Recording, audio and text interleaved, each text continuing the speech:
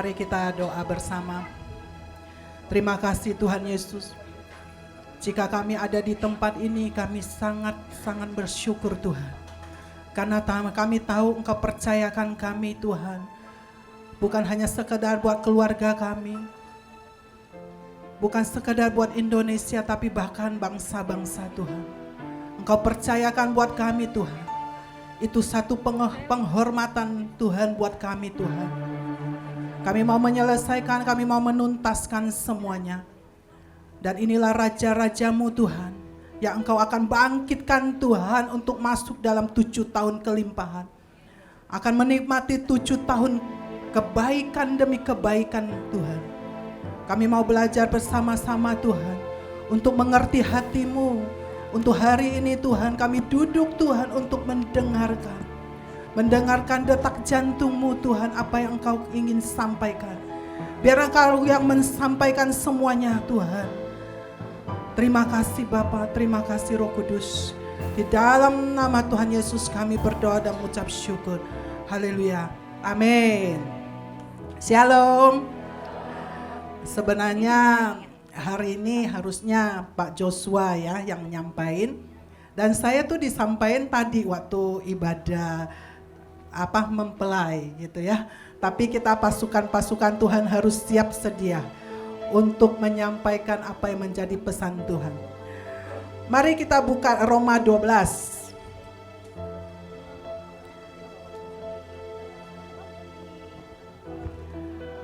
Udah buka? Roma 12. Persembahan yang benar. Saya akan bacakan. Karena itu saudara-saudara, demi kemurahan Allah, aku menasehati kamu supaya kamu mempersembahkan tubuhmu sebagai persembahan yang hidup, yang kudus, yang berkenan kepada Allah, itu adalah ibadahmu yang sejati. Kalau kita mempersembahkan tubuh, berarti adalah seluruh hidup kita, benar? Tapi kalau kita raja-raja, ya, saya sendiri pun kadang tubuh ada di dalam ibadah, tapi pikiran ada dalam pekerjaan. Seringkali begitu. Mari kita paksakan diri kita. Paksakan diri kita untuk mempersembahkan seluruh tubuh kita. Ya, ibadahmu yang sejati itu di mana tubuhmu seluruhnya, berarti seluruh hidupmu. Hidupmu apa saja, keluargamu. Kamu berani meletakkan. Saya itu waktu mulai kegerakan, pertama anak saya yang nomor 3 baru belum sampai 40 hari. Itu awal-awal saya disuruh Tuhan untuk pergi satu bangsa cuma berdua. Itu jauh sekali di Amerika Latin. Itu Mikronesia, waktu itu kita menutup lubang maut dan menggelar karpet merah. Saya ragu mau pergi. Saya ragu. Dan Tuhan bilang, kamu bilang mau persembahkan yang terbaik. Apa sih yang kamu mau persembahkan? Anakmu aja kamu gak berani tinggalin. Saya bersyukur saya punya suami yang sepakat dengan saya sampai hari ini. Dia izinkan saya waktu anak saya tuh masih kecil, belum 40 hari. Ya, belum 40 hari saya beli tiket. Lalu kami pergi berdua, saya dengan orang Menara Doa pergi berdua. Dan anak saya tuh gak bisa minum susu formula. Dia harus minum ASI. Saya cuma minta Tuhan, tanda-tandanya kalau Engkau suruh, ayo produksi susu saya bisa cukup untuk waktu perjalanan saya pergi, saya sudah stok susu. Ya, jadi saya stok susu karena ternyata suami saya juga katakan, kamu boleh pergi tapi kamu harus stok susu, jangan sampai anak itu nggak bisa minum susu. Udah saya tiap hari saya stok susu dan saya sudah stok untuk 10 hari.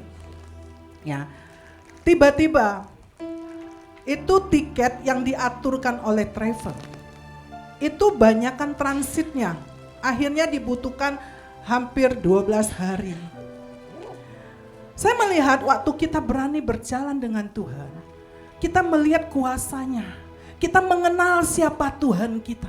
Tapi waktu kita nggak berani melangkah, kita tidak pernah bisa tahu siapa Tuhan kita. Waktu itu di Filipina itu lagi bencana. Ya, saya sampai di bandara Filipina, kita tutup semuanya. Habis itu saya ke Mikronesia dan saya tuh sempat ya merasa waktu malamnya saya merasa, aduh anak saya bagaimana ya. Saya hanya nangis sama Tuhan. Tuhan, aku percayakan anakku di hadapan-Mu. Dan karena nggak cukup susunya, dan dia tuh alergi, ya. Dan saya melihat setiap rencana Tuhan itu rencana yang terbaik. Rencana yang terbaik. Jadi waktu dikasih susu formula, itu merah. Lalu difotoin sama suami saya, ini anakmu alergi loh, merah semuanya, badannya merah. Saya bilang urapin pakai minyak urapan. Waktu itu suami saya belum percaya 100% minyak urapan ya. Saya suruh urapin minyak urapan dan saya bilang kamu perkatakan dia tidur tunggu saya sampai. Tidak rewel, tidak minta susu. Itu benar loh saudara. Jadi anak saya itu tidur sampai saya nyampe ke Indonesia. Dibawa sampai ke bandara, minum susu, dia tidur. Saya bilang ini tuh tidur, suruh bangunin ya. Dan itu kuasa Tuhan. Dan di situ jadi kita tahu bahwa kita sebenarnya mulut kita punya kuasa. Dan kita harus tahu waktu kita berani meletakkan. Bagaimanapun kita raja-raja. Kita harus tahu bukan hanya sekedar kita masuk panggilan raja-raja untuk dapat berkat. Berkat akan ada dicurahkan, tapi ada juga korban mezbah yang harus kita naikkan. Karena di sini di firman dikatakan bahwa ya kalau engkau persembahkan yang hidup, yang kudus, yang berkenan kepada Tuhan adalah ibadahmu yang sejati. Untuk yang berikutnya, janganlah kamu menjadi serupa dengan dunia ini, tetapi berubahlah oleh pembaharuan budimu sehingga kamu dapat membedakan manakah kehendak Allah, apa yang baik, yang berkenan kepada Allah yang sempurna. Jadi kita raja-raja ini selalu maunya, oh karena saya di grup raja saya mau dapat berkat untuk pribadi. Enggak loh saudara, kita dipanggil Tuhan untuk menjadi berkat, menjadi terang dan menjadi garam, ya, dan membawa orang itu untuk dimuridkan dan dibaptis atas nama Bapa dan Putra dan Roh Kudus. Itu tugas kita, bukan untuk diri sendiri. Dan di sini dijelaskan bahwa kita ini tidak serupa dengan dunia ini. Kita raja yang berbeda. Justru Tuhan inginkan adanya 7 panggilan, ya. Karena banyak sekali yang belum mengerti. Walaupun dia udah 15 tahun, 10 tahun di Batra, di Mahanaim.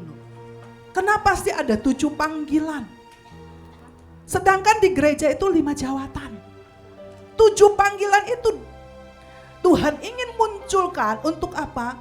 Itu untuk membalancing yang di dunia. Dunia itu kan punya raja-raja, ya. Kalau tidak ada raja yang takut akan Tuhan yang Tuhan munculkan, ini dunia dirusakkan. Untuk menghabisi yang dunia, cara pandang dunia. Jangan kita yang punya cara pandang dunia. Waktu kamu masuk di dalam ya Batra, kegerakannya Tuhan, kita harus ngerti tentang pengorbanan, tentang mezbah. Waktu itu saya tuh ya sharing firman kemana-mana. Pernah saya bicara sama teman saya, kayaknya saya sudah kehabisan bahan. Saya tuh sebenarnya kebanyakan ke pinggir-pinggir gereja kecil. Waktu itu saya bilang saya kehabisan bahan karena banyakan saya kan waktu itu khotbahnya tentang karakter, tentang pekerjaan. Itu ada kesombongan demi kesombongan. Merasa hebat. Tiba-tiba saya tahun 2022, saya merasakan bagaimana meletakkan yang terbaik buat Tuhan. Saya nggak ngerti, pokoknya saya hanya mau sepakat. Saya bersyukur banget saya ada di Batra, bersyukur banget saya ada di Mahanaim, karena orang-orang itu berani meletakkan. Dan Tuhan sudah mempersiapkan pondasi itu untuk saya. Mungkin kalau saya tidak ada di Mahanaim, waktu saya ngalamin masalah di mana anak saya 2022, itu diizinkan Tuhan untuk dibawa pulang waktu dia umur 5 tahun. Saya sudah melihat bagaimana Bu Iin meletakkan anaknya. Saya melihat Coach Iren berani meletakkan anaknya. Saya hanya mau sepakat dengan Tuhan. Waktu anak saya dibawa pulang, saya hanya menyembah. Saya bilangkan, ini yang terbaik. Aku mengucap syukur Tuhan, inilah persembahanku yang terbaik buat Engkau. Walaupun hati saya kadang gak connect, pikiran saya gak connect. Seperti yang Pak Rudi kemarin sharekan. Kita sudah berjalan, kok tiba-tiba ngalamin seperti itu. Saya bilang, Tuhan, apa yang saya kerjakan ini sebenarnya udah bener apa enggak sih? Kita sudah, seperti ini kan kita harus bayar toh, benar enggak? Semuanya, saya waktu mulai kegerakan, ya, saya tuh uang itu enggak ada tabungan loh saudara. Kalau ada acara apapun. Jadi saya bilang, Tuhan, inikah benar apa tidak? Tiba-tiba ada satu hamba Tuhan doain saya, itu dari luar, dia gak kenal saya. Saya hanya minta doa Tuhan, saya minta konfirmasi. Kalau selama ini saya berjalan, saya meletakkan anak, saya meletakkan uang saya meletakkan perasaan saya letakkan semuanya. Perasaan saya semua, ini benar. Dan ada satu hamba Tuhan doain saya. Dia bilang, dia gak kenal saya. Waktu saya didoakan dia bilang, saya melihat mahkota Tuhan turun atas hidupmu. Tuhan sangat suka dengan apa yang sudah engkau kerjakan. Engkau kerjakan banyak orang gak tahu, tapi Tuhan sangat suka. Di situ saya tersungkur. Saya bilang, Tuhan ampuni aku. Aku curiga dengan engkau. Setiap korban mezbah itu dipersembahkan dengan ucapan syukur, itu sangat-sangat membuat kita ya, mengerti hatinya Tuhan.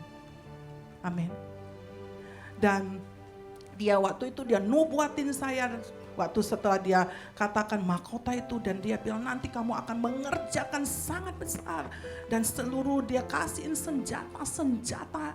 Dan dia kasih saya kekuatan demi kekuatan. Saya gak cerita apapun loh saudara. Sampai yang sebelah ada hamba Tuhan juga gak tahu kalau saya melakukan apapun yang sudah saya kerjakan. Saya gak pernah cerita. Sampai hamba Tuhan ini setelah saya didoakan, dia bilang, Bu Iren, Ibu selama ini kerjain apa? Kok saya tuh ngerasain hadirat Tuhan sampai saya sendiri kesambar. Dan kok sampai begitunya itu hamba Tuhan ya menubuatkan. Jadi raja-raja, ayo bangkit. Raja-raja, jangan takut engkau meletakkan mezbah. Itu sangat berkenan di hadapan Tuhan. Kita juga butuh perbaharuan budi. Banyak kali kita gak bisa perbaharuan di budi kita. Kita tahu kita hidup di dunia, harus tahu bahwa kita ini adalah sebenarnya dari kerajaan surga, dan kita ada di bumi itu untuk menyelesaikan pekerjaannya Tuhan. Amin. Dan waktu anak saya dibawa pulang, saya cuma mau sepakat dengan Tuhan. Dan saya terus sama suami saya bilang, yuk saya tahu inilah memang udah waktunya. Tapi tetap bisikan demi bisikan. Mana Tuhanmu? Mana yang selama ini kamu doain orang bisa sembuh dan engkau katakan Tuhanmu Tuhan yang hidup. Mana Tuhanmu? Tapi waktu saya masih di tengah-tengah pelayanan, saya pergi pelayanan di NTT di gunung. Disitulah saya dipulihkan. Dan ada satu WL nyanyi, suka-sukamu Tuhan. Dan disitulah saya hantam iblis. Saya bilang, suka-sukanya Tuhan. Biarkan Tuhan yang merekayasa hidup saya dan keluarga saya. Jangan pernah engkau berbisik yang negatif. Suka-sukanya Tuhan. Terserah Tuhan mau lakukan apapun dalam hidupku. Dan itu membuat saya pulih. Dan di situ tanpa altakol, tanpa saya sentuh, itu semuanya ngalamin hadirat Tuhan. Sampai anak-anak tanpa disentuh mereka nangis. Saya bilang 1 Joshua pulang akan muncul 1000 Joshua. Anak saya namanya Joshua. Dan saya bilang saya akan kerjakan destininya Joshua. Karena Joshua tidak pernah kalah. Saya yang akan meneruskan. Saya yang akan meneruskan. Dan saya waktu pulang turun gunung saya nangis, Tuhan ampuni aku. Ternyata engkau tetap Tuhan maha hadir. Tuhan yang tetap memberikan yang terbaik. Dan saya pulang ke hotel. Itu belum selesai saudara. Dan saya pulang, saya biasa habis ke hotel, saya pulang, saya telepon suami saya. Dia nggak angkat. Lalu saya telepon anak-anak bilang, papa lagi sakit. Jam segini udah tidur, buat saya pasti sakitnya parah. Nggak mungkin sakit biasa. Akhirnya besok saya pulang ke Jakarta. Dia pinggangnya sakit, saya pikir itu karena kejepit. Itu mulai lagi COVID-nya. Dan ternyata suami saya divonis kena kanker, udah stadium 4 dan sempat lumpuh seluruh badan. Kalau saya nggak reaksi respon dengan benar, saya baru ngerti tentang arbitrase. Saya baru ngerti, oh itu namanya arbitrase. Jadi waktu suami saya dengar divonis itu, saya cuma nyembah Tuhan. Saya ajak dia, waktu dia kesakitan dari jam 11 malam sampai jam 6 pagi kesakitan. Saya bilang kita nyembah Tuhan. Hampir 2 minggu kita nyembah, ngucap syukur. Saya bilang terima kasih Tuhan. Inilah pesta kesembuhan. Engkau mau nyatakan kesembuhan itu dalam keluargaku. Dan aku bukan hanya perkatakan engkau Tuhan yang hidup, engkau Jehovah Rafa, tapi aku akan ngalami namanya Jehovah Rafa. Dan dalam 3 bulan suami saya dinyatakan sembuh dari kanker. Dan sekarang ikut di dalam kapal. Ya. Dan saya percaya semua Tuhan rekayasa yang terbaik. Mari kita berdiri, saya mau kita nyanyikan satu lagu. Takkan pernah kita bawa sesuatu